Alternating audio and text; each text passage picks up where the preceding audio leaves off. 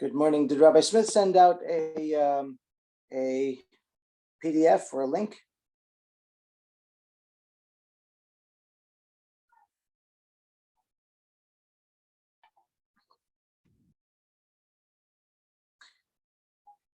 Rabbi David Olensky, did Rabbi Smith send out a link to the new mimer? I haven't been on top of emails and stuff like that, so I don't know. Okay. Can I do this? If you ask Robert or one of those guys, they'll be able to tell you. Or Ben. Can I send you, or Robert's coming in.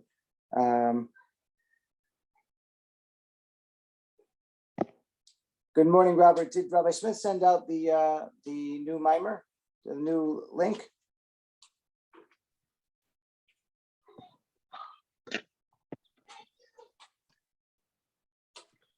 Good morning, Robert. Did Rabbi Smith send out a new PDF? I don't think so. Hold on, let me check and see. For your, the one came out later.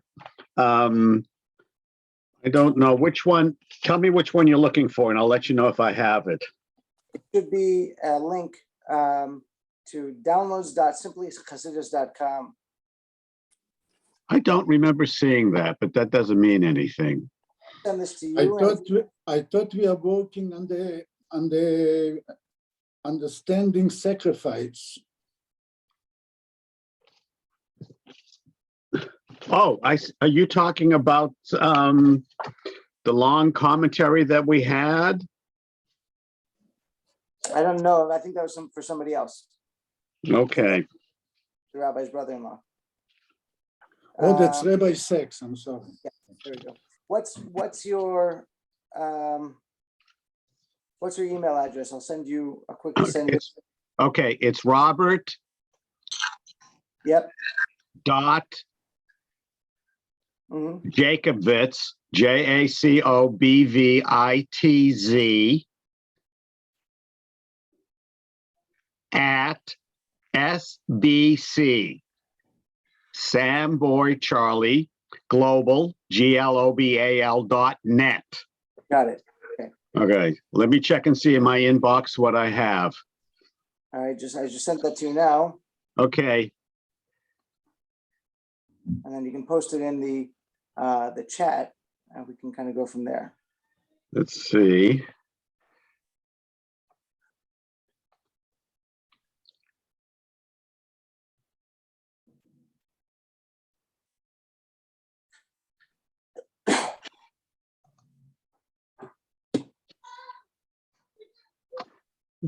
It's not come in yet.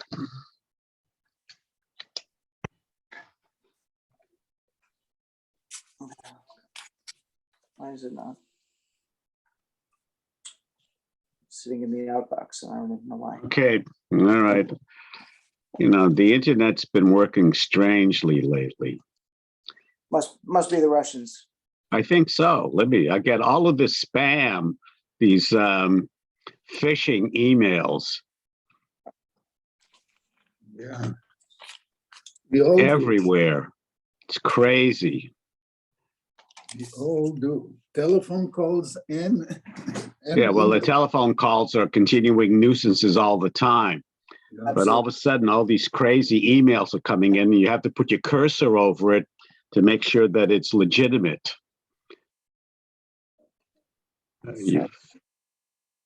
Not yet, not yet. If you're sending something, can you send it to me too? Sure. Well, I'm going to try to post it, but I don't know. When is Rabbi coming back? Do we know? Tuesday. I'm not sure what day. Check now. If I think it went this time. Hold on.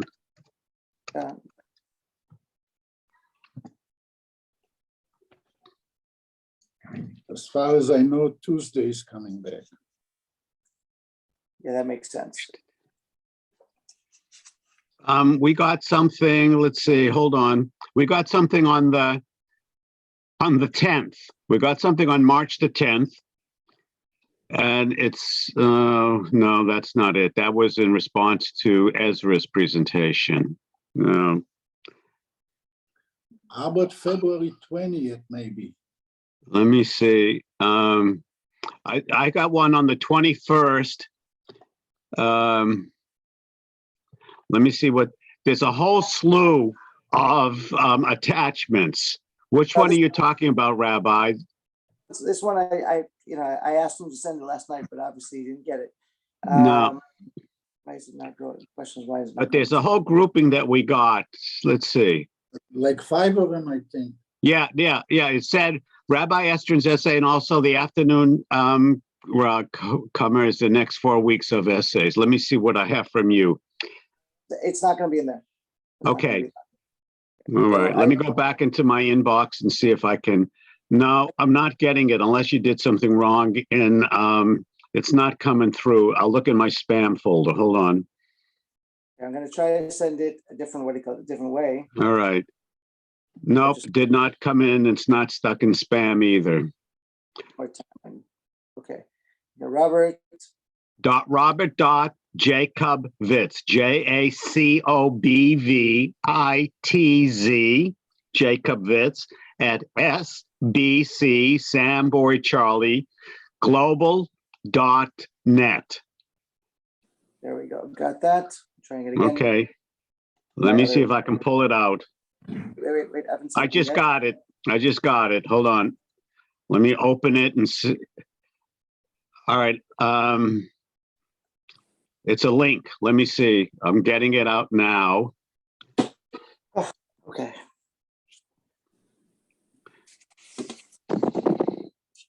Okay. No, I don't remember seeing this at all. Simply Chassidus. Okay. Let me see how I can post it. Hold on. Post that link in Yeah, I'm going to try to.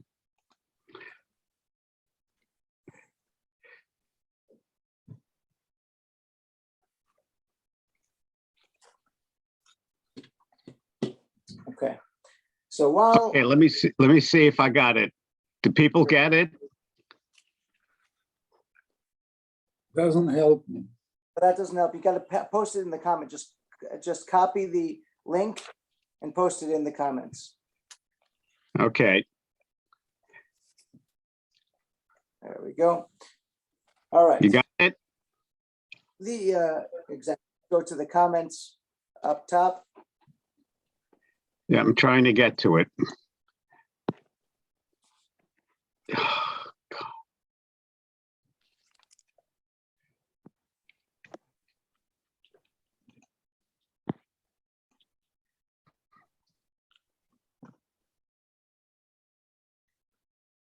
Oh.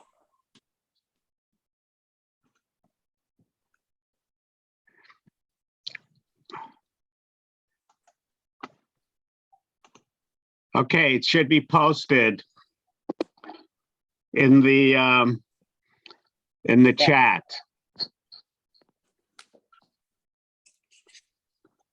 See if people got it. It's in the chat to everyone. You got it?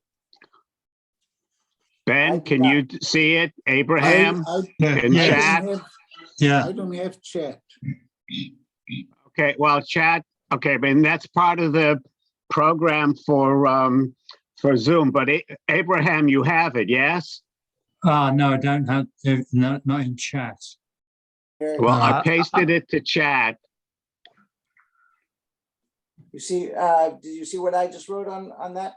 Yeah, you said here, question mark? Yeah, post it there. Yeah, I did. Hold on. I thought I sent it out to everybody should have it.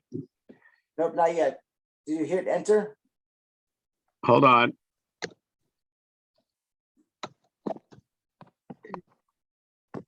I hit enter. So strange. Okay. Okay, it's there now. Yep, there it's there. Okay. Got it? Yep.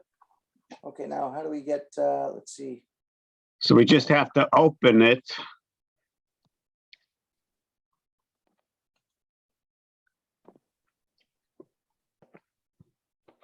All right. And let's get this. How do we get this? You gotta have to sort of share what is it? It's got to be on shared screen. That's Let's see, unshare your screen. okay. I'm not shared.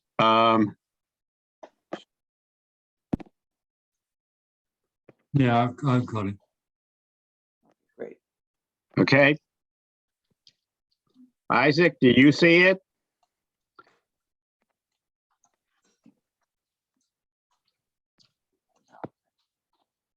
Okay, how do we get back to my screen?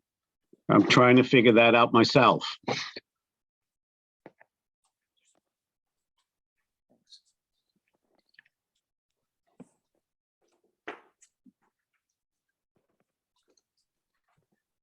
we Okay, go. stop share. Okay, we got it. Okay, sorry about that, but we learned something new, did we not, huh? All right, let's actually, what we're going to do is we're going to first, before we begin this mimer, because this mimer's out Pesach, but I want to go through a couple more ideas about Purim before we launch into the next Chag. So in the mimer that we just learned, we discussed Haman's plan from the spiritual perspective. Let's look at some of the other spiritual elements of the holiday, because there's so many. It's really remarkable how rich Purim is and how little people realize that, because usually people look at it, I think, like we mentioned, a little bit like a children's fair kind of holiday, and they don't really see it with this intense spirituality. So there's certain themes that you see, or certain elements that you can kind of relate to in terms of each one of the characters and some of the ideas that you see within once you start peeling back the layers. So the very first one, of course, is the idea of Megillat Esther itself. Esther, who is Esther? What's she all about? So first, the word Megillat does not just mean scroll, it also comes from the word Gilui, which means revelation or to reveal. The word Esther, of course, Esther is not her real name. Her real name was Hadassah. And there are two reasons for the name of Esther. The one is the Persian word Istahar, which means a star. And it was basically a common name at the time. But the word Esther, of course, comes from the word haster, to hide. And of course, she herself was hidden in the king's palace. And the Gemara says, where do we see the whole story of Esther in the Torah? And it quotes the verse, which is in the middle of the Tochacha, in the middle of the rebuke, Va'anochi Aster, Aster Panai Bayamahu, that I will surely hide my face on that day.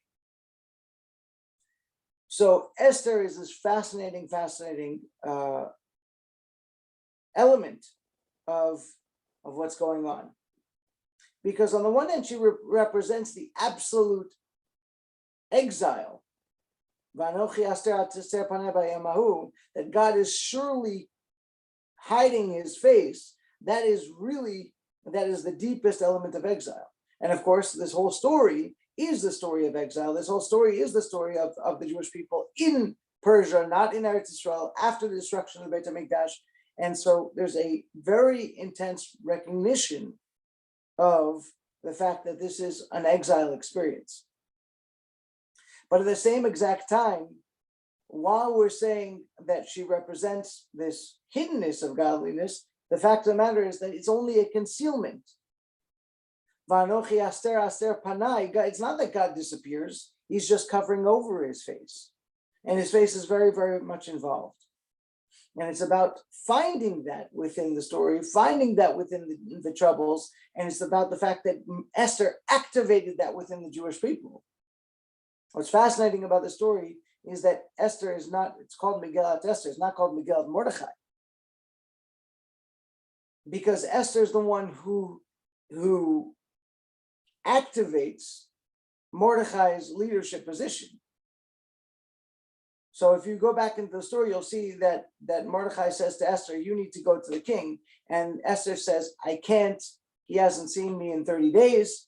And if he does, he'll chop off my head. Mordechai starts basically freaking out, like, what are you waiting for? if it doesn't happen through you, it's going to happen through somebody else. And her response, it sounds like she's like, okay, fine, I'll do it. But actually what she's really saying is, you didn't understand my statement to you. My statement to you was that in the physical realm of things, there's no way for me to accomplish what we need to. And the only way to accomplish it is by you gathering the Jewish people, fasting and praying and reconnecting to God. So she's the one who reactivates the Mordechai's position, Mordechai's rabbinic position, Mordechai's leadership position, to be able to reconnect the Jewish people with God. And so that's the reason why she's really, really, really the essential element of the story. And that's the reason why it's Megillat Esther. It's also important to point out on the side that she did not look at herself as a heroine. She looked at herself as a tragic figure. Here she was basically kidnapped by the king. She absolutely did not want to see the king. The fact that she had not seen the king in 30 days to her was an absolute thrill. She was raped every single time she was brought to the king's quarters. She did not want to be married to a filthy drunk. So you have to feel this tremendous amount of compassion for this woman, who is not just any woman, but she's described as one of the 7 prophetesses, that she is forced to be with Achashverosh, with all of his not just being a Jew hater, but being a drunk, and everything else that included in that you can see when you read between the lines when you read the story.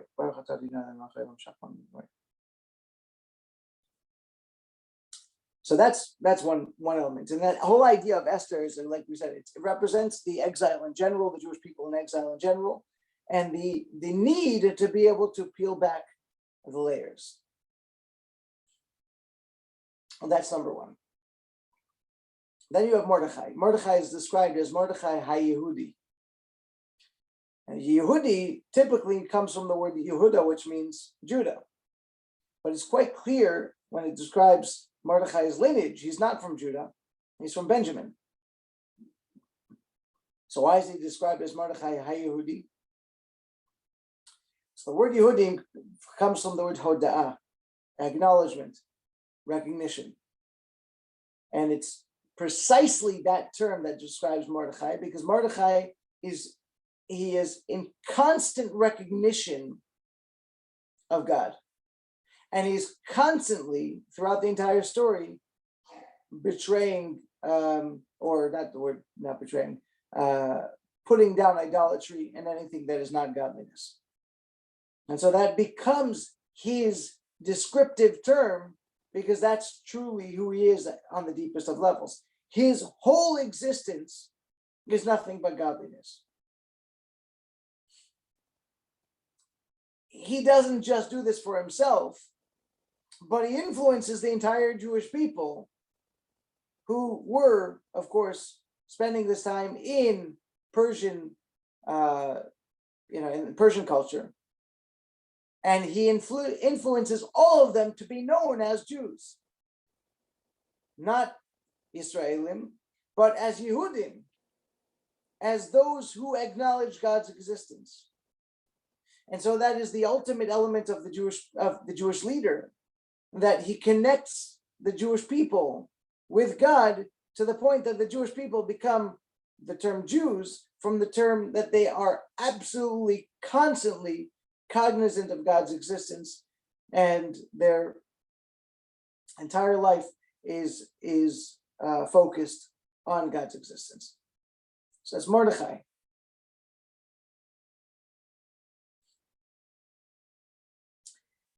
Haman, of course, is the prototypical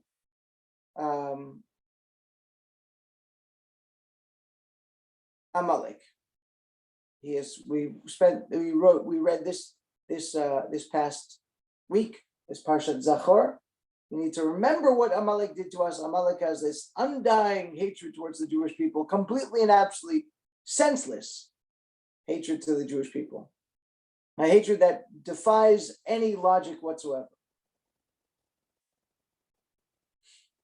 And we need to remember what Amalek did. We have to also eradicate their memory from within ourselves, from the entire world, in fact. So first of all, what is Amalek? Amalek represents, because obviously the actual nation of Amalek, we no longer know who they are or what they were, because nowadays everybody's all mixed up and there's no defining factor of any particular nation nowadays. All nations nowadays are conglomerate of all the previous nations, so there's no obligation to wipe out the Amalek physically the way there once was. So nowadays, the entire concept of Amalek is the spiritual one.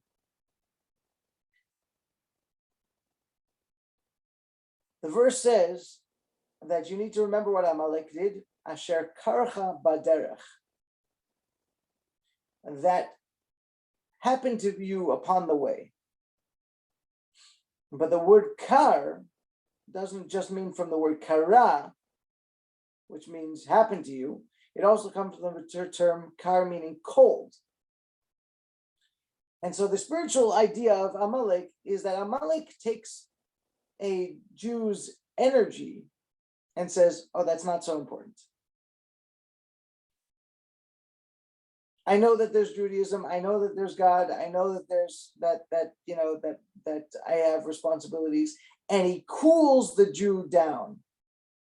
He removes the excitement, the inspiration, the emphasis in doing what God wants. He says that's not so important. And this is the most dangerous of any spiritual defect, because of the fact that it causes a person to lose everything. Death is expressed possibly most powerfully in the fact that the body is now cold. A live body, of course, is warm. And so likewise, with regards to our Judaism and our connection to God, when we are warm, when we're excited, when we have passion, we have movement, that shows that our Judaism is alive. When we are cold, then our Judaism is unfortunately dead. And so therefore, we have to wipe out Amalek. We cannot allow Amalek to be able to take root within ourselves.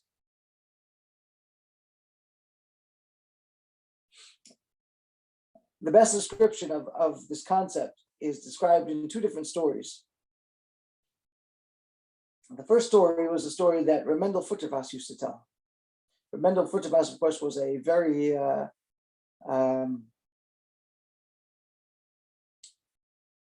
energetic chassid. He had a real sense of humor. He spent 12 years in Siberia, and he came out and he was first he was in business, but then afterwards he became probably the foremost mashpia, the foremost mentor of Chabad from the mid-70s onwards. And he used to tell this story, and whether the story is true or not doesn't really make a difference. The point is the lesson from the story. You'd say that there's a soldier who was standing somewhere on guard in Russia. And it's freezing cold in this particular spot. And despite everything, he stood at his guard station. And what do you know? Unfortunately, he froze, and they brought him back in. They revived him. They sent him to the hospital for hypothermia. And as soon as he recovers, they tell him, you're being court-martialed.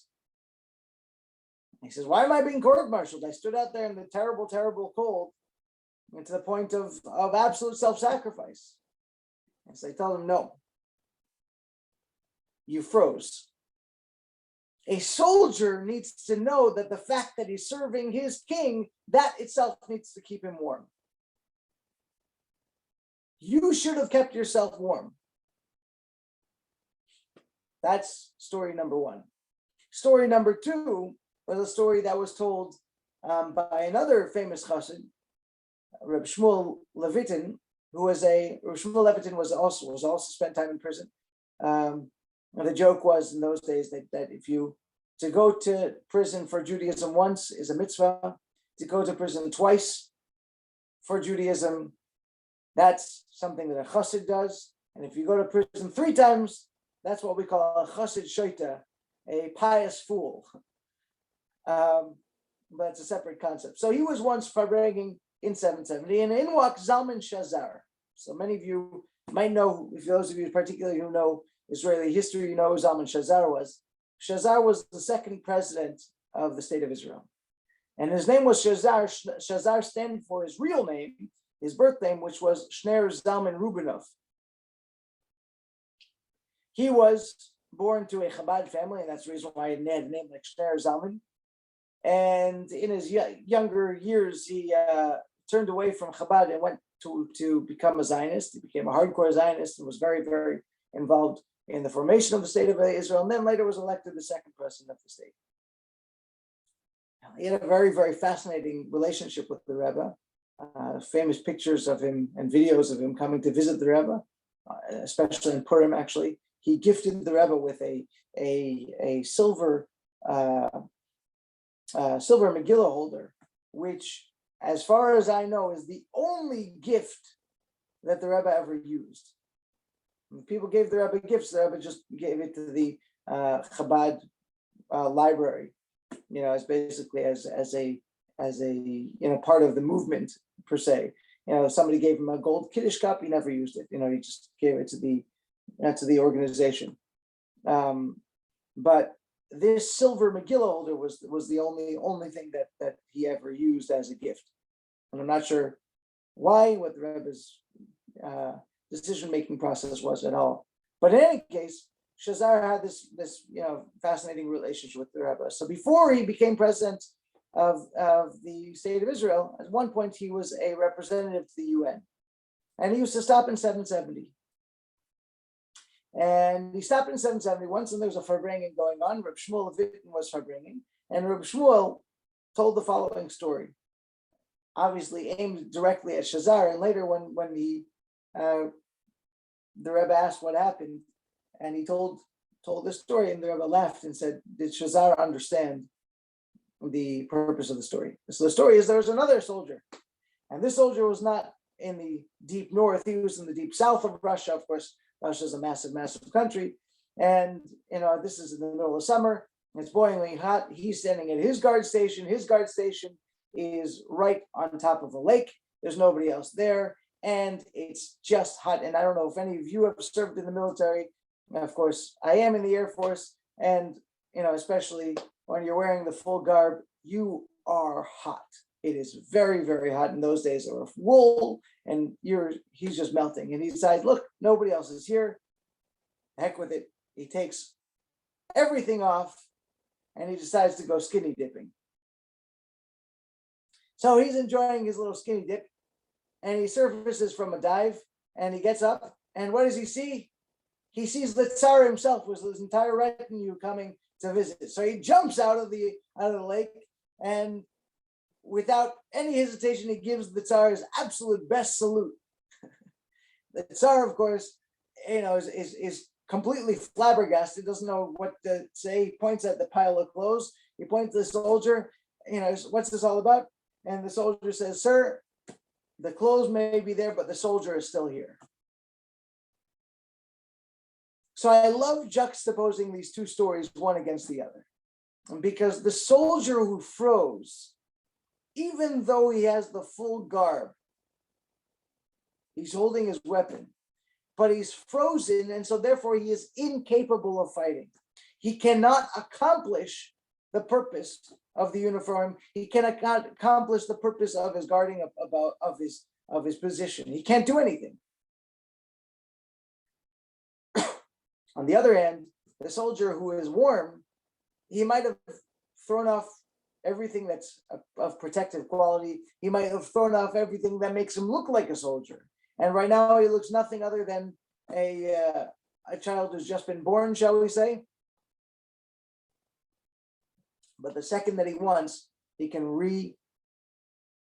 join the fight in just a moment. And so that's the difference between warmth and cold. Amalek represents cold, and Amalek is out to destroy Judaism from within. And that's something that needs to be absolutely eradicated. Haman himself, the question is asked, where does Haman come from in Judaism? And it was in the Chumash, in the Torah, and the answer is Hamin ha'etz.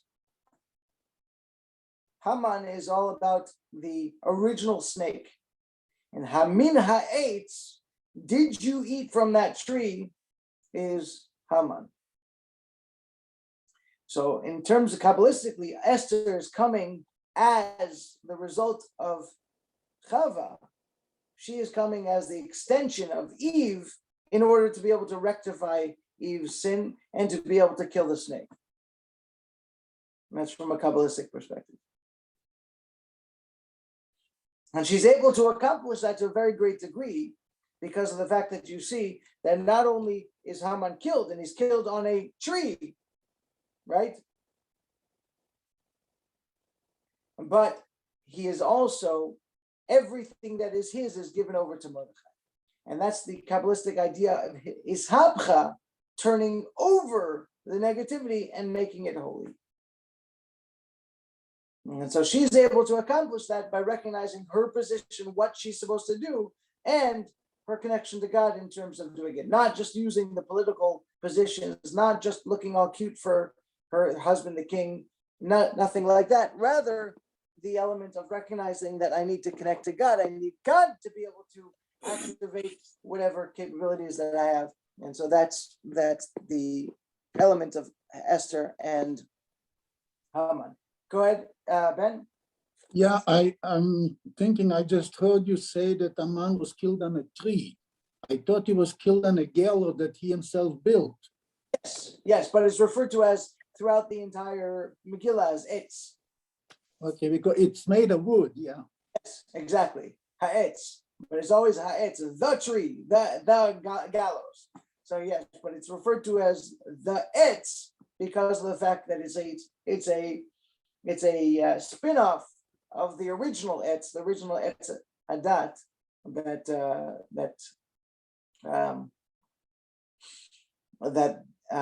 Adam and Chava ate from.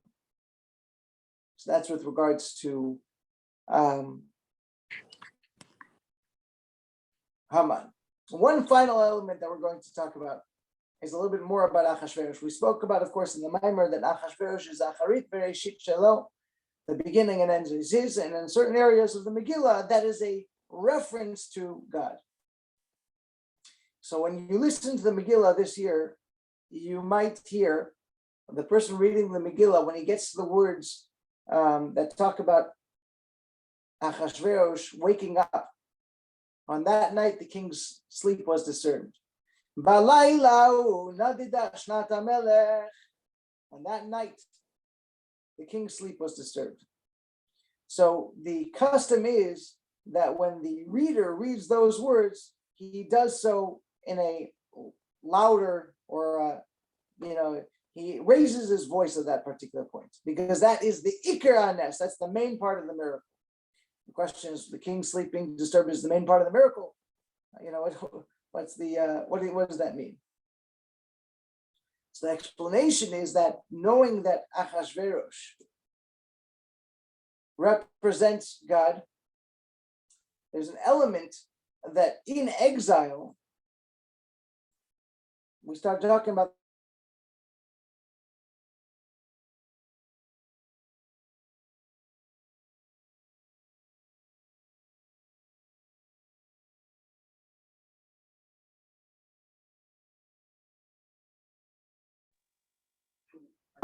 Rabbi, you're frozen on us.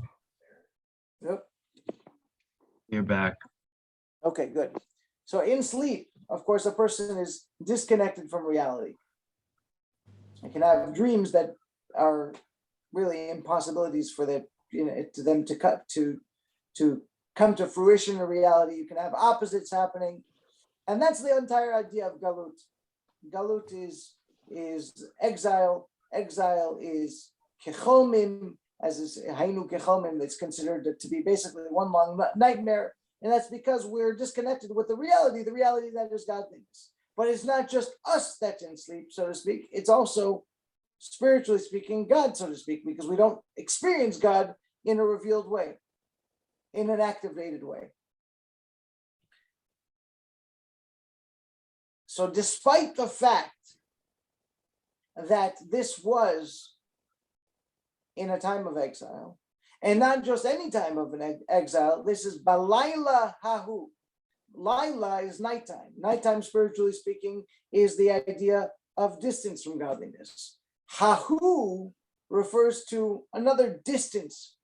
When you are refers to something that is revealed, you refer to it as zeh. Hu means that. So as opposed to this is something that you can tangibly manipulate. You can deal with it because it's right here. Hahu means that thing that's over there. It's something that's even further. So the idea of balayla hu means that the Jewish people were in a place of great distance from godliness. Instead of hazeh, right? That's or right. zos. Zos is when you see it and you touch it. Exactly. So despite the fact that there's this great distance of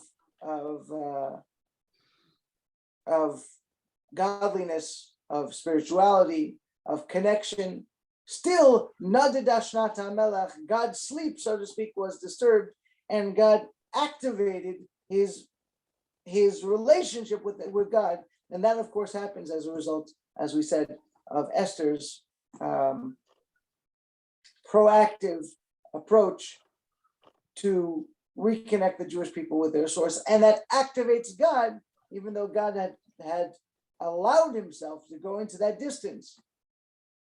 And so that's the biggest part of the miracle, is that despite this distance, despite this exile circumstance of this great hiddenness, the God's spiritual sleep, so to speak, is disturbed and allows himself to work in the circumstances in the fashion, of course, that does happen. So those are some of the elements of Purim, and obviously, as we get closer to Purim, we need to remind ourselves of these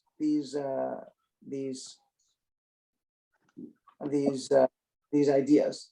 And we drink on Purim. We drink ad delo yada, until it's not known the difference between Baruch Mordechai and Ar Haman. I was many years You're ago. already there. Exactly. Well, that's what reminded me of something many years ago.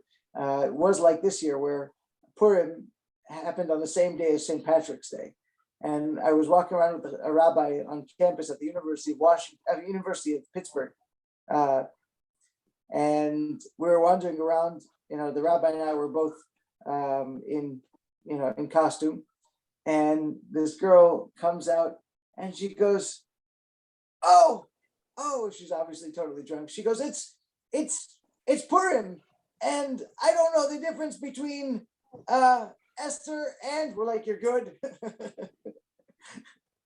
So yeah, so that's definitely part of it. But the idea of ad lo yada means that a person recognizes that there are elements beyond their comprehension, and a person moves outside of the world of simple comprehension. A person goes to the area of godliness, which is total and absolute transcendence. That's the idea of ad lo yada. And I saw a line that made me very happy, because I'm not a drinker. The Rebbe says that somebody can achieve this transcendence with just a drop of alcohol. It doesn't need to be, getting a person, getting yourself absolutely trashed. He says, and for those people who are not even focused on transcendence, even if you drink a barrel of hard alcohol, that's not going to help you in order to be able to get there. It needs to be done from within. And then when we do that, there's the idea of nichnas yain yetzer sod, that when a person drinks wine, the secrets come out, the secrets of Torah, the secrets of life and godliness and Judaism. That's what's meant to come out. That's the whole purpose of the whole thing. So we realize how powerful Purim is and how special Purim is in terms of this deep, deep relationship with the Jewish people. Like we mentioned in the Maimer, that God's choice of the Jewish people and our choice of God, and how it has this cosmic relationship with the deepest elements of evil and the deepest elements of holiness, and that it's our job to be able to connect to it, then obviously Purim is on a completely different level. And that's really what it's all about. So I hope that Purim this year, for all of us, reflects on that. So it's always intense to move from Purim to Pesach. You're still cleaning up the crumbs of the Hamantash, and we haven't even eaten the Hamantash yet, and we're already talking about Pesach.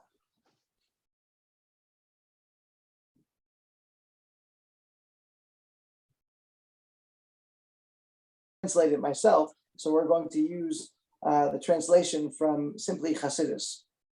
It's a website that tries to break down my Marim into a very, very easy to read, easy to understand style. And this mimer is a mimer that the Rebbe said in 1978 and later edited it. I love that, edited it in 1990 and personally distributed it to anybody who came. I didn't receive it myself. I'm not sure if Rabbi Smith did, but so thousands of people came by to be able to receive it from him personally. It was released for his birthday. His birthday is on the 11th of Nisan, 3 days before Pesach. And every single year, the Rebbe would give over a mimer on that date. And this mimer deals with the question of the wise son. We have, of course, the four sons. Where are the four sons coming from? Or you want to call them four children, call them four children. So in the Haggadah, we say that Keneged Arba Banim Dibra Torah. The Torah spoke about four different children, because there's four different psukim that talk about when your son asks, or when you speak to your son, talking about the exodus from Egypt. Famous four sons. So this one is going to give a deeper analysis into the question of the wise son. And we're going to stick to the original biblical context. We're not going to get into the Haggadah's answer. We're going to stick to the biblical context, which is, as you see in the beginning of the first page, pasuk in Parshat V'Etchanan. Ki Yishalcha bincha machar lemor ma ha'edot v'achokim v'mishpatim asher tziva Hashem Elokeinu etchem.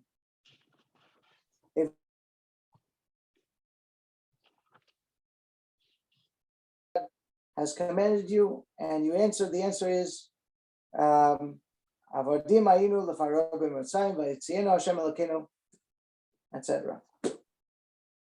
That Hashem, we were slaves to Pharaoh in Egypt, and Hashem took us out. And that's the verse in Parshat Devarim. So, question number one, as he goes down, he says, the wise sons ask, what are the testimonies, the statutes, and the ordinances? So if he doesn't even know what the mitzvot are, how can the Torah call him a wise son? So the terms that we're talking about here, ma'edot v'achokim v'mishpatim, those are three different types of mitzvot. And that's going to be the theme of this mimer, is to discuss the differences between these different mitzvot. And I'll give you a little bit of a brief summary of what they are right now, because we're really going to need to understand them for this mimer. Edot means testimonies. A testimony is any mitzvah that represents something that happened. So, for example, we keep Shabbat. Why does the Torah tell us we keep Shabbat? To remind us that God created the world in 6 days and rested on the seventh. We have the holiday of Pesach. We have every one of the holidays is representative of something. Shavuot is, of course, Matan Torah. Pesach is the exodus from Egypt. Sukkot is the fact that we spent the 40 years in the desert in huts. These are Edot. Putting on tefillin is representative of the leaving Egypt, and etc. We have all these mitzvot that represent something else. They are a testimony to something that happened. That's Edot. The next one we have over here is Chukim. Chukim are decrees. A decree is something that God wants, and that's just the way it is. As a decree, the Talmud says about it, Chuka chakakti, I decreed a decree, ve'en lachem reshut laharher achareh, and you don't have any permission whatsoever to have any questions about it. A chok is something that is supra-rational. Now, it's true that the Rambam does say that whatever explanations we can possibly give, we try to give. But at the end of the day, the fact is that a chok, a decree, by its very nature, is something that is beyond logic. And then you have mishpatim. Mishpatim are laws. What kind of laws? Do not steal. It's absolutely logical. Do not murder. Do not commit adultery. Systems of law and order. That there needs to be a system of judges and policemen. All of those kinds of things. Those are systems that make perfect sense. Even without the Torah, we would understand them. We'd come up with our own laws to be able to make things make sense. So these are the three different types of mitzvot. Edot, testimonies. Chokim are decrees. And mishpatim are laws. So he continues, he says, when the Torah uses the term chacham, of course, the Gemara uses the term chacham to describe this particular child. There's each one of the types of questions as they're asked in the Torah, you can infer from them that they are a certain style of person.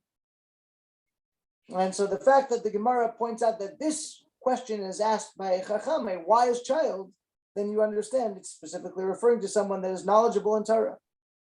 It's not just somebody who's wise just because they're smart. It's somebody who's smart and knows Torah. If so, he must understand what the mitzvot are, and our understanding of this question is superficial. So then the question is, what is he really asking? And so our question becomes reinforced by the answer given to the wise son. Continue on the next page. It says, when we answer the wise son, we say that Hashem commanded us to do these mitzvahs for our own good. L'tov lanu kol hayamim. This type of answer implies that this wise son was not only asking about the details of the mitzvot, but asking about their purpose. What are the mitzvot all about? In other words, he seems that he was asking, why are we doing this mitzvot? What good are they? What do I get out of it? And that doesn't seem like the scholarly question you'd expect from the wise son. How could the wise son ask, what's the point of doing mitzvot?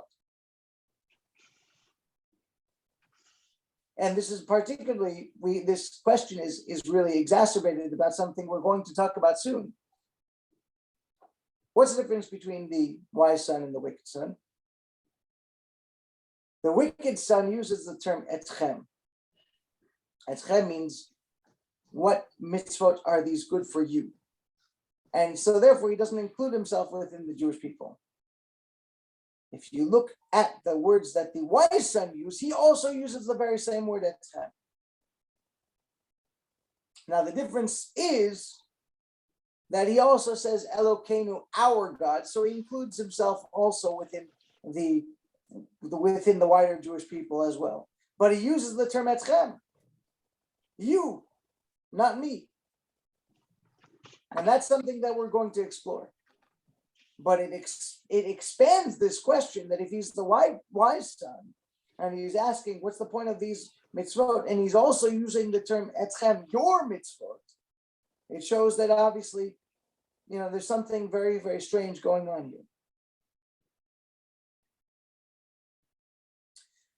So looking more closely at the answer, we can see two reasons given to the wise son for why we do the mitzvot. The two reasons are, number one, it's our job. And God took us out of Mitzrayim, out of Egypt. He took us out in order to serve Him. Vayotzienu Hashem Elokeinu, vaytzavenu lasot et kol hachukim. God took us out and commanded to do all these mitzvot.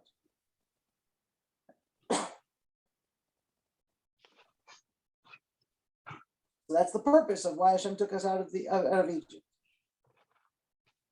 Number two is litov lanu kol hayamim. It's also good for us. When we do mitzvot, we get rewarded by God, and they make us better people. There's two elements that we're answering the wise son.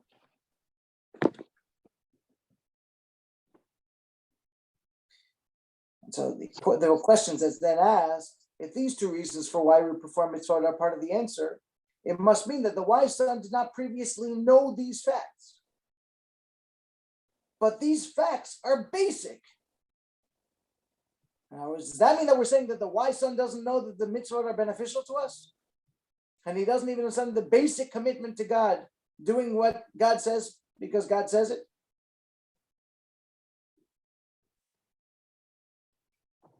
Over to the next page.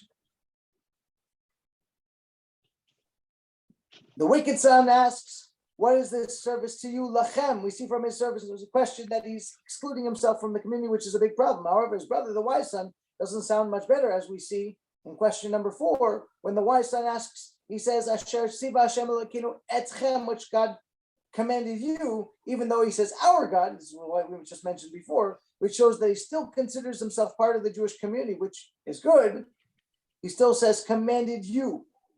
He would have been much better off saying otanu, that God commanded all of us, or just Asher siva Hashem Elokeinu, that God commanded our God commanded, and stopping there. So why is the wise son phrasing his question to exclude himself? So these are the questions that are classic questions, and like many Maimarim, these are questions that are asked by previous rabbis. And was once described, I have a friend in the community who has a jazz group called Chillent. And in an interview, he described being a Hasidic jazz player. And he said the two of them are very complementary. Because in jazz, what you're doing is you're taking a phrase and you're using other artists to express that phrase.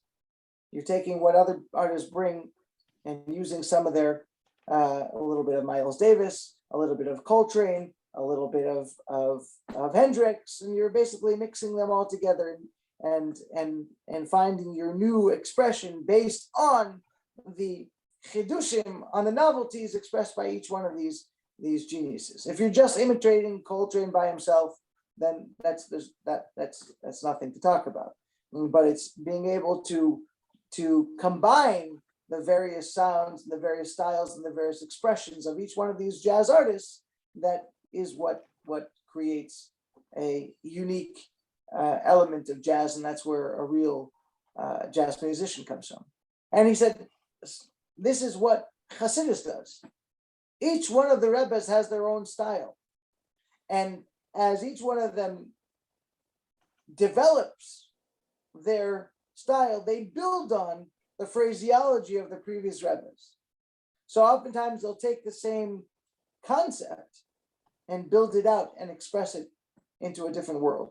In the same way that you have these jazz musicians incorporating ideas began by other musicians, and they take it further. And so these questions are asked by previous Rebbes. They're asked by the Alter Rebbe, they're asked by the Mittler Rebbe, but they're asked by the previous Rebbe. And they give a certain style of answer, but that answer the Rebbe wants to break into further. And that's what the Rebbe says here. These questions, which have all been asked in my Marim of previous Rebbes, provide an entry point into the deeper concept behind this verse. The Rebbe now brings the answers provided in previous Maimorim and proceeds to ask an entirely new set of questions, which will lead us to an even deeper understanding of the verse. We start by explaining how mitzvot were done by our forefathers and how they changed after God gave us the Torah. This is a critical concept because the question is, why does God have to give the Jewish people the Torah? The Talmud tells us that the Avot already kept the mitzvot. In fact, the tribe of Levi kept Shabbat. And there are many other elements of Judaism that are basic to Judaism, but there were things that were already, part of the Jewish culture even before the giving of the Torah. So the question is, why did the Torah have to be given, especially in this extreme manner of God, quote unquote, coming down onto the mountain and Moshe coming up, and the sound and light show and all that kind of stuff.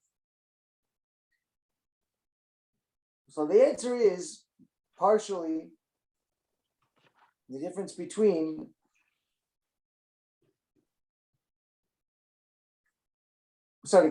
the answer is expressed in a very famous medrash. The medrash says that there's an analogy of a king who has a decree, and his decree is that the people of Rome will not be allowed to visit Syria, and the people of Syria should not be able to visit Rome. That's his decree. And finally, he decides, you know what? I'm going to abrogate this decree. I'm going to allow people to be able to access to the other country, and I am going to begin this process. And so therefore, God comes down onto the mountain to be able to begin this process. What does that mean? That means that physicality and spirituality are diametric opposites. And God created the world in a way of distance.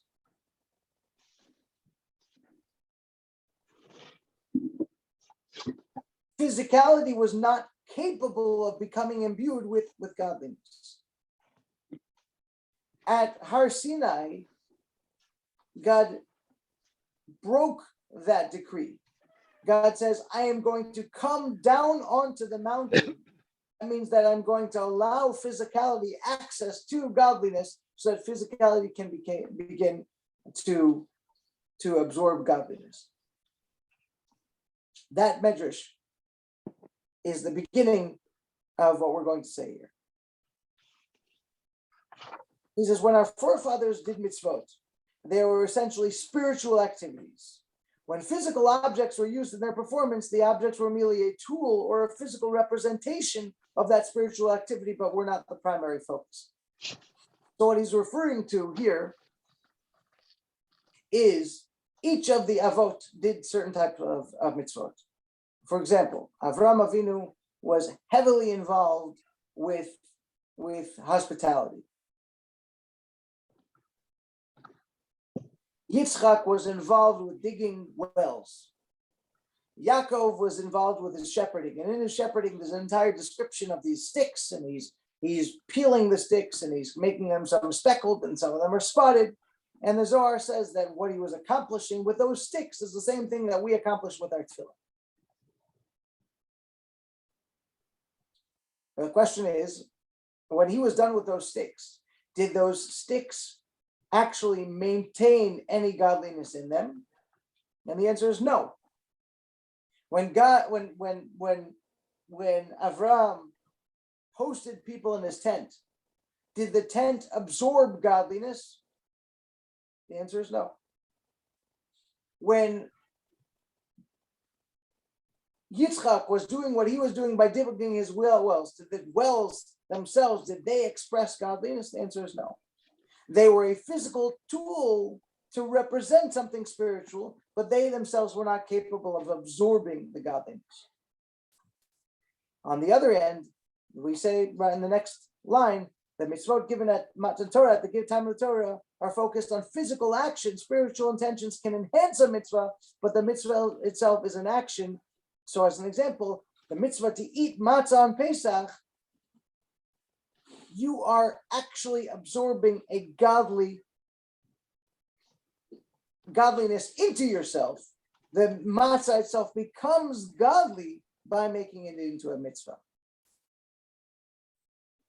And he says, even if someone would have all the spiritual intentions that are explained in all the holy books, and they would lack in the physical performance of the mitzvah, not such as eating less than the required quantity or longer than the required time limit, they have not accomplished anything. On the other hand, if someone simply eats the matzah properly, according to all the halachic requirements, without any intention whatsoever, he fulfills the mitzvah completely. And the mitzvah, he doesn't say it here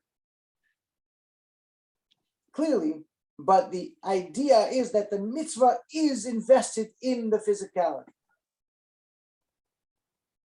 And that the physical action and the physical stuff that you're using becomes itself godly. So you have here two separate ideas. You have the intent, the spiritual intent, and you have the physical action. When the forefathers, when the Avot were doing the mitzvot, it was primarily focused on the spiritual intent. And the physical activity was really not primary at all. It was just a representation of what they were doing. But the representation had no hold in this world. When we do something, the intent is good. Knowing what you're doing is fantastic. But the important thing is the action. So this is the exact opposite of what happened in the days of our forefathers. A mitzvah without intention would be pointless. Eating matzah without intention would accomplish nothing more than eating a cracker. And simply accomplishing the spiritual impact of matzah in the spiritual worlds, however that's done, would be perfectly satisfactory without any eating whatsoever. So this leads us to a deeper understanding of the wise son's questions. We're going to end on this point. Sorry, we've gone a little bit overboard here. And I'm just going to summarize it because there's too many words here, but we'll go back to this next time. The question that this wise son is asking is, how is it that you are capable of revealing godliness in physicality? How is it that spirituality seems to be perfectly aligned with intent, spiritual understanding? It does not seem to be aligned with action. How are we capable of doing that? And so what the Rebbe's explained in the previous Maimarim is that we were given the capability of accessing this element of God by the process of going through the exile in Egypt and culminating with the giving of the Torah. That's how we were given that ability to be able to do so.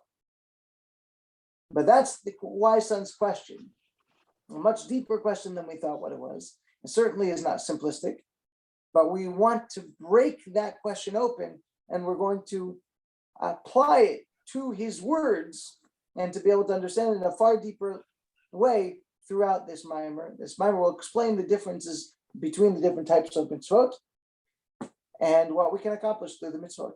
And that's what we're going to do. Any questions before we?